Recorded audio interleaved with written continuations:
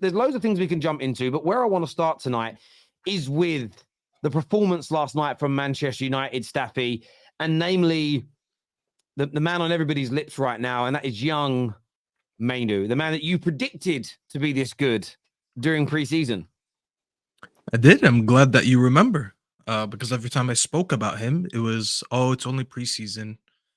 Oh, it's only one game. Oh, it's only 2 games. Oh, it's only been a week. Now it's going to be, oh, it's only 1 goal. Relax. I've heard it all. And you can't use that argument against me when I said it before a ball was kicked in the season, because we all know he was out for about, 3-4 months? I forgot how long he was out for. So everything he's doing right now since he came back from injury doesn't surprise me. I'm glad that some people who didn't know who he is are now catching on, and they're starting trying to understand what I've been talking about. And listen, it's a surprise to people, but it's not a surprise to me. I'm glad to see him doing well. I'm glad that he's flourishing. I'm glad that he's getting the recognition he deserves. And long may it continue. He's one of the few positives that I would say that we had this season. There's not a lot that I'm looking for this season at the point that we're at, but he's one of the few things that whenever I'm watching the United game, I'm like, you know what?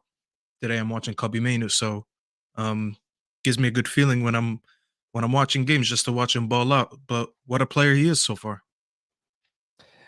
Unofficial pundit, there's always a lot of hype around Man United youngsters due to the history of our academy, but this young man really does appear to be, or look to be, the real deal. You know what it is for me? It's the composure and stuff he has at that young age. And it's easy when a player at that young age comes into a team that's well functioned, winning games, and you can just slot in, don't have to do much. Like, I can go back to days where Sir Alex would put like Chris Eagles in, and you wouldn't see a drop-off because the other 10 players were class. So it didn't really matter that Chris Eagles there. All he had to do was get the ball, pass it to the nearest person next to him. With Mainoo, that's not the case right now. But I think also why United fans are so excited is midfield is where we've been lacking for years. Whether that's because the player himself wasn't good enough or he didn't have the players around him, I don't want to get into all that. We've had certain midfielders where they needed other stuff, the other players around them maybe so they could be at their best. It's not like that with Mainoo. And sometimes I think people forget how young he actually is. 18. And he's not just, someone tweeted it today. He's not, like you have midfielders come through or midfielders out there and, oh, he's a 6. He can't do nothing else. Or he's an 8. He's a 10. This kid is showing you yesterday that he's not just a 6. To do what he did yesterday and score the goal he did, the bit of skill and all that, it's showing that he reminds me more of an actual midfielder, a proper CM, rather than one of these that lacks in certain stuff, but it's good in other stuff. So yeah, it's a massive positive for United. It means that we don't have to go out and spend 100 million on a player that ends up being a flop. Let's be honest. Like, I don't even know if you want to get onto it, but Anthony. Yeah, we don't need to bring the mood down by chatting about him. But I want to throw this out to the panel. Obviously, Man United fans have been excited about this kid for a long time. People like Staffy were talking about how good he was going to be when he came in. There's a lot of talk of generational talent. There's a lot of talk of get him into the England squad, especially now that Ghana are knocking on the door. They obviously want to give him a competitive game so that he can only play for them. How good do you think this young man is? When you look at the money being spent on the Lavias, the Caicedos of this world, do you think Man United have their own version in this young man? I said it potential-wise. I think he has more potential than Romeo Lavia. I think he has more potential than Bajcetic at Liverpool. I think you also, who else is there? So Liverpool, I know Arsenal don't have a midfielder on that level at this moment in time. That's a youngster that's coming up. We have the established guys, but we don't have anybody of that age that's doing that. And then I look around, Chelsea, they have a couple young midfielders, but none of theirs are on that level. Liverpool obviously have Bajcetic, that's it. Who else is there that's of his age? I think when you look around the Premier League and you look at the midfields, who's his age doing what he's doing, playing week in, week out, performing around veteran players like Casemiro and Amrabat and making them look like they're nothing compared to him. He picked up that game of the scruff of the neck, did what he had to do to score that goal, and the bravery to do that also in this Manchester United midfield with all the pressure on him too. you got to give it up to him. And sky's the limit for a youngster that young doing what he's doing right now in his age group. Is there who's in his age group that's performing in this Premier League? I can't really name too many. So sky's the limit for the kid. And I think this is probably one of the first times I've seen your whole fan base hype up a kid and him show quickly that he's deserving of the hype. 100%. And you know what it is, Miguel? It's not even about age anymore. When you watch him, if you watch yesterday's game, you can tell 100% he's the most calm midfielder we have. And that's him playing next to Casemiro and Bruno. Now, if you put someone who doesn't, just put someone to watch this game that doesn't know the individuals, so they don't know who Casemiro, Bruno, and Mainoo is, and just have them use the eye test, be like, who do you think is the most experienced midfielder in that team? And they would name him, not knowing his age, not knowing who he's playing next to, not knowing anything about this team. It'd be like, he looks like the most composed one. And he doesn't just do this once. He does this every game. He rarely ever has bad games. That's why that when he didn't have a good game against Spurs, everyone was quick to jump on me because they knew it was a rare occasion. Every game, he looks this good. And I had an argument yesterday, and I said he will have a better future in this league than Enzo. I actually said it weeks ago, and I said it again yesterday. And everyone was like, oh, no, you're crazy. You're overhyping him. This is what United fans do. And I'm like, that's not what I'm doing. I'm using the eye test, okay? Everything that people say about Enzo and all that stuff, he's already doing that. And he's younger, and he didn't cost us 100 million. So please explain to me why I can't have this argument. Because so far, everything I've said about him, he has done it. And it's not even an age thing anymore. Because that's the same argument I do with Garnacho. When I don't rate Garnacho, people say he's young. I never use the argument to Kobbie Mainoo to why he's young. Because I rate him by the talent that I see. I don't need to look at him and be like, how old is this kid? It's not even, this is why I'm going back to what you said. When I rate Mainoo, I'm not even rating him in his age group. I'm rating him between all midfielders in the league.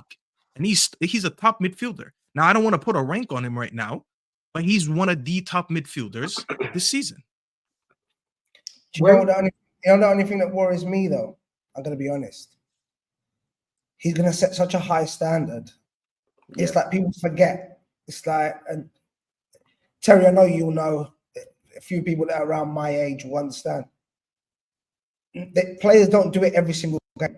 Because if they did, strikers would score 38 goals in the Premier League minimum in 38 games, which doesn't happen, let's be honest.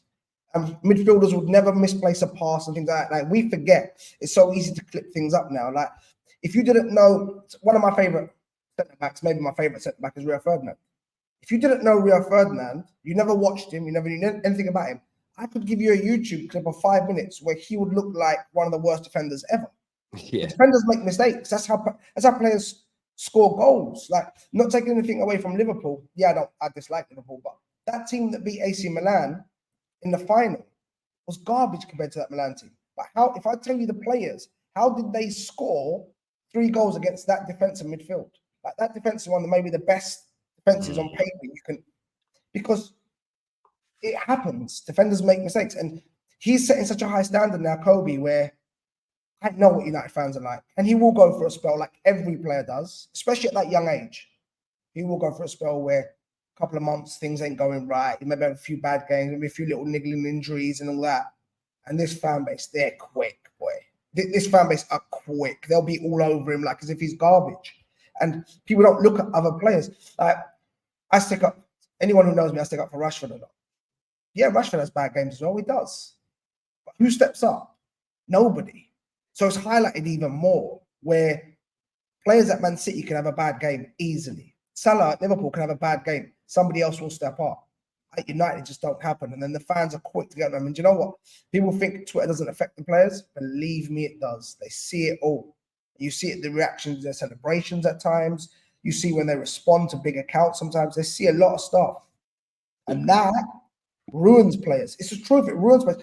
Arsenal fans, you guys were doing it a little while back, but AFTV was doing it. I'm not just blaming them, but it highlights it because outside the stadium, you was ruining your players. Like, Xhaka was great for you last season, but I remember when your fans were booing him. Can I add on to that? Can I add on to that real quick? So, yeah, that's exactly the point I was going to make because I'm a massive fan of Kobbie Mainoo. I remember seeing him in pre-season against Arsenal, but it was pre-season. I didn't really make much of it. But the first game, I believe it was Everton, 3-0.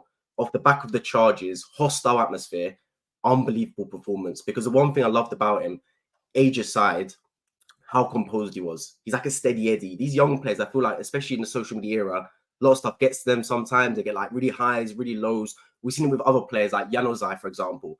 Literally was at the top and then just completely fell down. And in that chance he had yesterday at the end of the game, right? Like, you would have forgiven him when he takes it past the midfielder to just pass it to a more experienced player like Bruno Fernandes. But he goes, no, even though I'm a defensive midfielder, I want to have that opportunity to shine. Use the defender basically like a mannequin, curves it round him. I think it's just unbelievable goal, and it tops off, in my opinion, he's been, as you lot have said, one of the shining lights for Man United this season, genuinely. And it's your young players as well, like Garnacho alongside, young players getting the stuff done. And then you go back to recruitment. Like, you've signed players like Mason Mount in midfield. Fair enough, he's been injured, but for £65 million, was that the right type of signing? Anthony, I mean, look, I don't want to bring the mood down, but we know for the amount of money you spent on him, nowhere near the type of player you lot should be looking to. So I agree 100% with the point about Mainoo and how good he's been. But also, as a defensive midfielder, most important position on the football pitch, you don't want to rely on him long term, because if he makes one simple mistake as a youngster, it could get to his head. I mean, look at Bukayo Saka, man. Massive fan of Bukayo Saka. His performances have started to dip a little bit this season. I believe he hasn't hit the same heights as last season. But look how many games he's playing. He's got no support. He's got no help. The Man City players, because they've got such a full squad, if one player has a bad game, they can switch him out easily. Same with Liverpool. They've got a front five that they can rotate in and out. Jota can play some games. Nunes equally. Diaz, etc. So I think the main thing now is get someone around Kobbie Mainoo that can take over some of the load from him, because he's carrying that midfield. But it's not taking the load. I think he has that, though. Again, last night, there's a comment that came in. I think I starred it. I did. He said, I think he's calm because he's next to Casemiro and Bruno. Now, what I would say, I would adapt to this. I think he's calm because that's the kind of player that he is. But it certainly helps having Bruno and Casemiro around you. And I think the balance... Terry, of course it does. Of course it does. I'll tell you what. Well, tell me why it doesn't help having Casemiro and Bruno around him. I'll tell you why. The way that they play the game is completely opposite to him. He is the composed one. He's the calm one. He's the one that asks for the ball and makes the right pass. Bruno so isn't that beneficial? beneficial? That's such a rash. Exactly, Staffy. Because it's about balance. Man United far too often have too many players that do the same thing. So we talk about our wingers and how they all want to cut in and shoot on their strongest foot. That's no good for a centre forward when you need players going on the outside, pulling the ball back to him. It's about balance. The reason why I think it's good that he's got Bruno and Casemiro next to him now, I would like better if it's attainable. Because if you put Mainoo in the middle with McTominay and Fred, are you as confident that he will perform as well with those two around him, or Casemiro and Bruno? No, of course not, because they're not quality midfielders. But that was my point. I was trying to allude to is that, of course, the better the players that this young man is around, the better for him. So in the summer, we can improve the midfield further. Then do that. But what we need is balance. What you don't need is three players like Kobbie. Yeah, you don't need three players like him. You need a mixture, because if you look at the City midfield, you cannot tell me that KDB, Bernardo Silva, and Rodri are the same player. They're all fundamental. They've all got fundamental differences, and that's why they're so strong, because it isn't same. So I'm not suggesting we shouldn't improve our midfield, but we need to bring better players in to help complement and develop Mainoo, plus keep 100%. the standard high. Know what he's got to push toward. What we can't be doing, with all due respect, is thinking, right, let's partner him with McTominay for a few weeks or a few months. And I like McTominay to a degree. He's a fringe player. That's all he ever should have been at Man United. But we need to keep raising those levels in there. But I do think it helps. Like him playing now, we're going to see a better version of Mainoo now that our squad's got most of its players back fit than maybe 2 months ago when we had loads of injuries. That's going to help the young man. But I think... unofficial pundit, you pulled on the most important thing. Fans have got to back this young man. Fans have got to get behind him. When he has a bad week or two, support him through that. If other players ain't, and that's what happens all the time at our club, you'll have a player that turns up 1 week, 2 weeks, 3 weeks. Then when he doesn't, they attack him. But they ignore the fact that all the other individuals in the team have let the side down as well. But because he's not the star name, he isn't getting the support. And we know Man United fans have got a habit of turning on their own when it doesn't go their way. But the saving grace is there's nobody in the midfield they currently love. So there's nobody in the midfield to use as a tool to beat, like for Kobbie to be beaten over the head. When it was Bruno and Pogba, go back to a lot of people's tweets the first 3 months of Bruno. They loved him. Then when some idiot started using Bruno as a stick to beat Pogba with, Pogba's fans turn on Bruno, and it became a civil war for no reason. They loved each other. And I said this for years. if Bruno fans stood in front of Pogba, in front of Bruno, and said what they say about Pogba, and if Pogba fans stood in front of Pogba and said what they say about Bruno, both those players would think they're dickheads. They'd go, "What you?" They would. Pogba would think most of his fans are knobheads about what they said about Bruno, and vice versa. Man United fans have got to do the thing here and support this young man. He's going to go through thick. He's going to go through some trials and tribulations. That's without a doubt. But we have to back this young kid because he's so talented. What makes him generational, though? Because I don't see a specific skill set or trait to separate him from everybody else. The fact that he's doing it. The fact I think it's let me ask you a question. Let me ask you a question. What do you perceive generational as first? That makes it probably easier to answer. What I perceive generational as is like somebody like Haaland or Trent, somebody who's doing it at such a young age to the point where they're showing their leaps and bounds ahead of everybody in the age group, and they're currently playing like one of the best players in the world in their position. Well, he needs to have that. He needs to have that. I think he needs to have that. Sorry, Dennis. I know what I said was similar. Guys, let me just slow down. Try to host. Dennis, say what you said again, because I think people missed it because there's a few people talking. Well, you just said what other 18-year-olds in the Premier League are doing what he does. So wouldn't that therefore make it generational in that sense? I'm not saying he's generational right now, but would you not agree? He might be ahead of everybody in his age group, but it's not a generational player is not ahead of everybody in their age group only.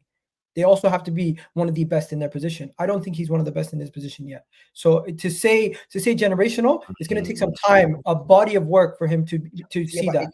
How much have you watched of him, Miguel?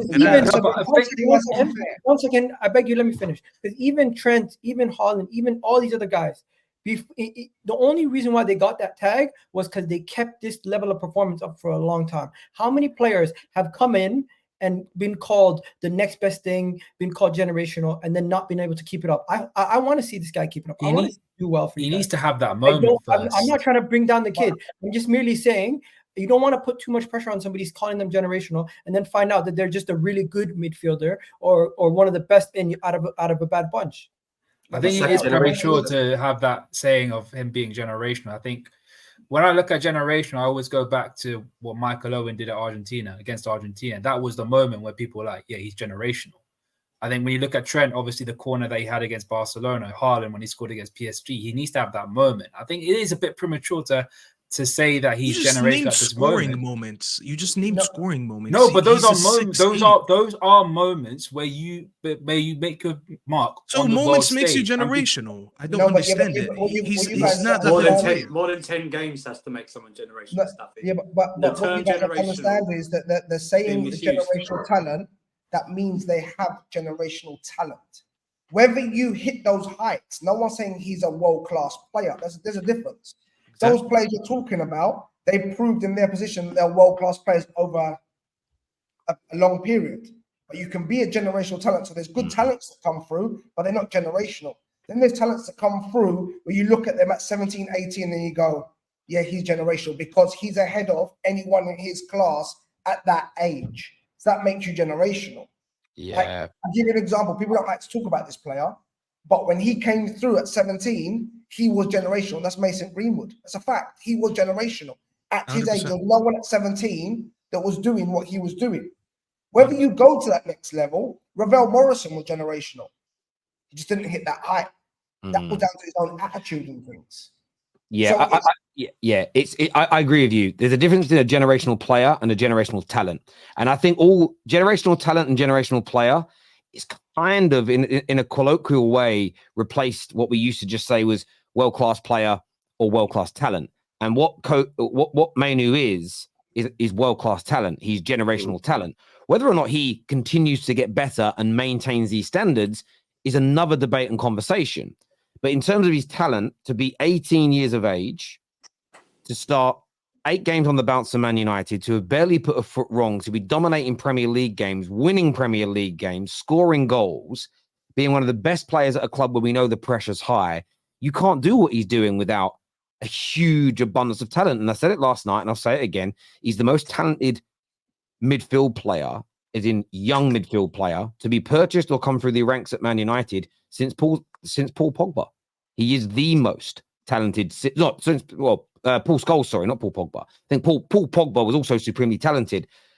And maybe I'm being a little biased here because of my personal preference in types of players that I like. But I've been wanting a player like Mainoo at Man United since Paul Scholes retired the first time around. We haven't bought one. Looks like we've hopefully developed one. I just want to see him continue in this vein. But for me, he's absolutely tip-top class. Viewers, let us know what you think. Let us know what you feel in relation to that. The game this week.